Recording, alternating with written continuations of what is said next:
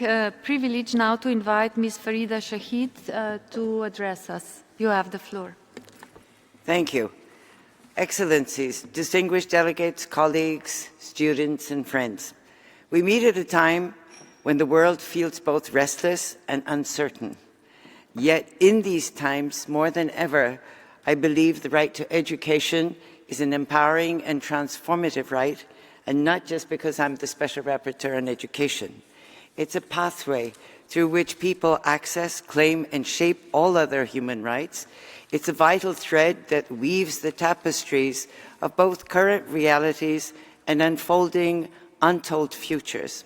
Moving forward demands us to think of the right to education not as a remote and abstract legal concept, but as it is lived every day in classrooms, community spaces, refugee camps, jails, tents, and online, under trees and bombed-out shelters, as environments where millions of people, especially the young, search for meaning, safety, and a place to belong. Sadly, our educational systems are under profound strain. In too many places, public financing is declining. In crises, schools are attacked, closed, or used as shelters. The expanding use of digital tools increasingly pushes education to be responsive to market priorities, not pedagogical needs and care. Curricula are politicized, and teachers without whom there would be no education are undervalued, underpaid, and exhausted. If we're serious about human rights, we have to be serious about protecting the right to education and education. Education enables the participation in socioeconomic life. It supports the right to work by nurturing capabilities for safe and freely chosen livelihoods. But education mustn't just be a pipeline for marketable skills. A person who only learns to meet the demands of a labor market will be able to function, but not necessarily flourish. Education is so much more. It transmits values and visions of desired futures, nurtures a sense of individual and collective self. The right to education is the right to develop to the full potential one can. It should equip people to understand the dynamics at play in their lives, make informed choices, navigate uncertainty, and exercise agency to contribute to all the communities they belong to and to our collective well-being. Education strengthens the right to health, including mental health, by providing meals, but also fostering confidence, self-awareness, and supportive relationships. Around the world, there's an alarming rise in anxiety, depression, and isolation among young people. Many feel overwhelmed, unheard, or under immense pressure to perform and adapt to rapidly changing socioeconomic realities. Schools are often the first place where these struggles manifest, and they can either further harm or be a source of protection and care. Comprehensive sexuality education grounded in human rights and scientific evidence equips young people with the knowledge and skills to understand their bodies, form respectful relationships, and make informed choices.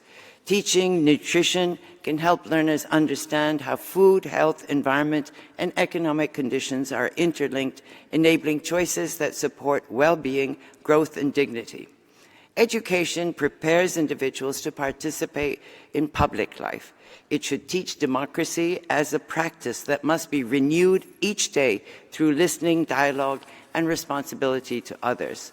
For girls and young women, education can be profoundly transformative. When girls learn, social norms shift, families transform, entire communities change. Supporting girls' education is a powerful investment in equality. Education should encourage critical reflection on power dynamics that underpin gender and other identity-based discrimination and help to prevent discrimination, violence, and abuse. Education should not only promote individual well-being, but also healthier and more equitable societies. Education should support people's right to self-determination, enable communities to imagine desired futures and choose pathways for this. Supporting the freedom of religion and belief by teaching respect, empathy, and historical awareness is part of this endeavor. Education nurtures the capacity to reflect, speak, question, and hold power to account. Hence, the right to education is foundational. Academic freedom ensures schools Universities and research institutions remain protected spaces for reflection, scientific and artistic creativity, lively debates and dynamic thinking. Curtailing academic freedom deprives societies of the capacity to honestly consider and understand the complex problems we confront, as well as the human creativity necessary for overcoming these. Education also transmits memory, belonging, and identity across generations, where children first encounter narratives of who they are and who they might become. It's thus vital that curricula and classrooms mirror the diversity of communities so that all students can learn and value cultural diversity and divergent experiences, that we can and must learn from each other and together, not as privileged insiders or excluded outsiders looking in. This is crucial for communities that are marginalized or silenced.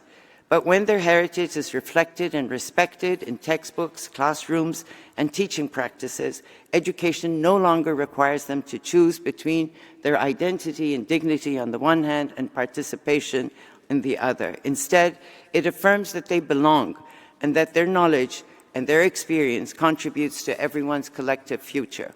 Multi-voice history teaching can help societies confront past harm, prevent denial and erasure, and cultivate responsibility towards one another and the future. This is especially critical in situations of armed conflict and post-conflict, which I'm not going to dwell on here as I've just presented my report on this to the General Assembly. But I do want to stress the vitality of the continued right to education in all emergencies, when education can be a lifeline, a source of protection, stability, and hope, offer psychosocial healing, and preserve the continuity of communities. Education is an intergenerational endeavor, and as climate crises reshape life possibilities across the world, curricula must reflect this urgency. But climate education cannot be just technical or scientific. It must also be ethical, culturally sensitive, and embrace Indigenous and other knowledge systems which teach reciprocity and care. Education must create a pathway for intergenerational justice, which means educating in a way that honors the earth we inhabit and empowers those who inherit it. I must stress that human rights education, to me, is not a specialized topic. It is a way of teaching and learning which is grounded in dignity, empathy, and shared responsibility. It helps turn rights from simple words into lived practice. When people learn how to engage in civic dialogue, how to recognize injustice, and how to take action, they truly become co-authors of their societies. And they should also co-author educational curricula. As Her Excellency said earlier, human rights education must be with, for, and by the youth. Of course, none of this can happen without educators who are central to the right to education. When teachers are underpaid and lack job security, learning environments suffer. Supporting teacher well-being and nurturing their practice of human rights is not an act of charity, it's a human rights obligation. Excellencies, colleagues, students, friends, if we want peaceful, sustainable, and just societies, we must treat education as a universal, public, and common good, not a commodity, not a privilege, a right for all. We must protect education in emergencies, ensure educational institutions are safe for everyone, support teacher well-being and fair labor conditions, ensure public funding and equitable resources, and, as the High Commissioner said, anchor human rights in our economies. We must govern digital education in the public interest and ensure responsible and inclusive use of EdTech. We must promote inclusive, culturally grounded curricula, safeguard academic freedom, educate with a responsibility to future generations. Education, in my view, is not only a preparation for life, education is life. It is humanity learning how to live together today and in the future. Thank you.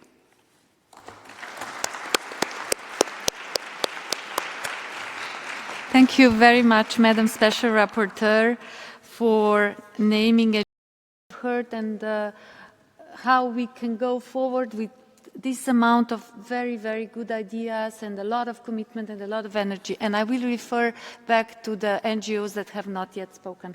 Ms. Shaheed, Thank you please. so much. And I'm very grateful for this social forum focusing on education. And I'd like to, of course, thank the co-chairs, rapporteurs from Slovenia and Philippines and express my gratitude that they're taking this forward. It is challenging, and it's going to require a lot of, as we've heard, thank everyone for the wonderful contributions here. I am really delighted that, that there is consensus that the right to education is empowering, transformative, and opens doors to all other human rights. It connects, of course, both to civic and political rights on the one hand, and economic, social, and cultural rights on the other. They're two main covenants. But I think we have to carefully distinguish between the right to education, which we have been talking about, and education as it is practiced and experienced, because I think there's a vast difference. We are now talking about learner-centric education, the right to education being learner-centric, but is it really? We've heard about children with disabilities and learning disabilities, but also people are excluded by language, by ethnic, racial, religious identities, by location, by being rural, by being nomadic. We've heard about gang grooming in the UK, but let me also talk about the US. The school-to-prison pipeline is something that is commonly spoken about by those who are divergent. I think the digital divide, I really think we need to look at very carefully, because the digital divide is furthering, the use of digital technology is furthering those divisions between rural and urban and girls and boys, between those who are rich and those who are not, between countries and communities. And I think also a very important part of the use of EdTech is that it seems to be pushed either for the purpose of security, which is problematic, or for profit, which is again problematic, without looking at what the purpose of education should be. So I think we need to be careful. We need to be careful that algorithms are not neutral, and they're pushing a singular perspective and values. I think there's a danger of depleting the diversity, which really makes up our humanity. So I'm very concerned about that. I think cultural diversity, taking from agriculture, when you keep a monoculture, when you plant again and again, it depletes the soil of its nutrients, and eventually the soil dies. I think the same applies to humanity. We must appreciate, value, and take forward and learn from the diversity that it is. And I think when we talk about inclusion, the word has been used several times, it's a two-way street. It does not mean you have one idea and you pull everybody into it willy-nilly. We have to be able to find creative ways of overcoming our difference or living with those differences. We've heard about conflict in the Sahel and other places. I would like to say the place I'm running to right now is a side event on continuity of education in armed conflicts and its importance, and that's in room 5 if anyone wants to come. We've heard about resources, but let me assure you that wild resources, we need to rethink where we are making the investments and budgets. There is nothing more valuable than providing education for all of the people's citizens and other people residing in those states to take it forward. And in the end, I think I just want to say that it's complex. I am happy to continue to dialogue and do whatever we can in terms of taking this very important. I think it's important to consider what we're teaching, how we're teaching, and how we're assessing it, which is now going to be my next report. Thank you so much for this opportunity and look forward. Thank you.